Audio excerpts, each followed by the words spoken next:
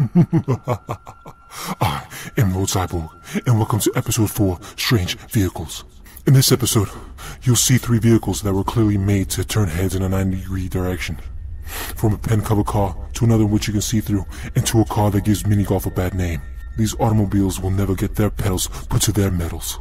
So without further ado, let's head into our first story. This male human goes by the name of Kostas Shula. He's a graphics designer from the state of California who decided to cover his entire car with 10,000 pens.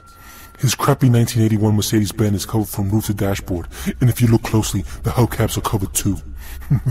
From the article, the father of 4 wanted to show different purposes for discarded pens instead of the billions of them being wasted each year going to landfills. His unusual interest started after he read a book on art cars back in the year 2000. Since then, he's gone to great lengths to complete his very own car of art. Back to the article. I hatched an idea to make my very own art car, and then thought about completely covering it in pens. Everyone uses pen, and eventually they get stolen, lost, or thrown away. So when I first started collecting them, I had no problems asking, and people had no problems donating them for a crazy art project.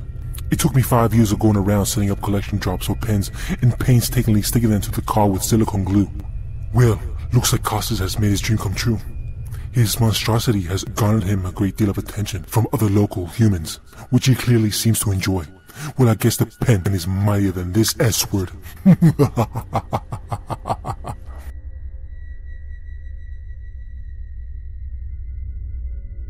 For a second story, take a look at a Pontiac sedan that was built for a mere $25,000 back in 1939.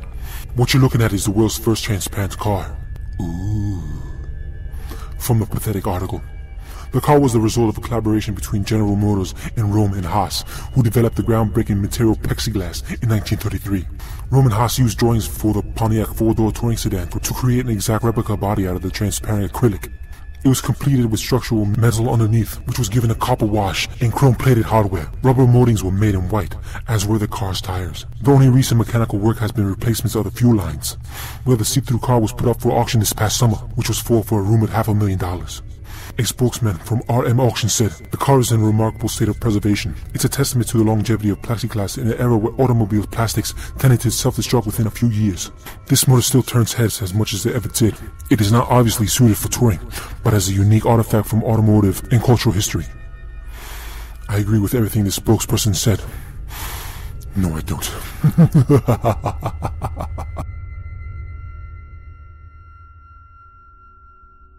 For our final story, meet a young adult named John MacArthur, a humorous chap who bought a Sudoku Felicia from eBay for only $477.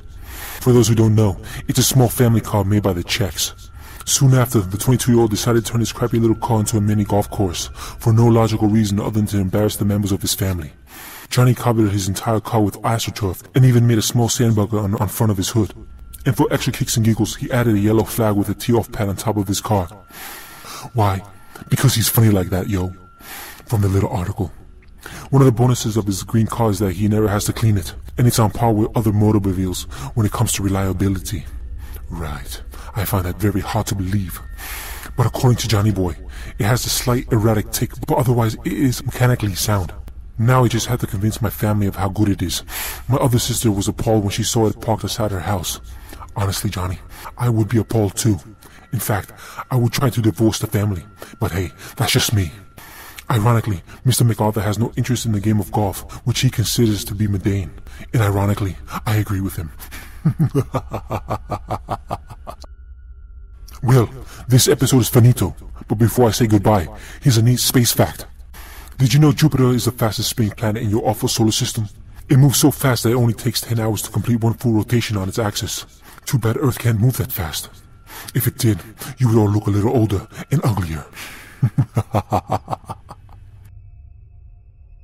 Well, minions, it's time to go. I'll see you all next week with another episode. Until then, enjoy my domination.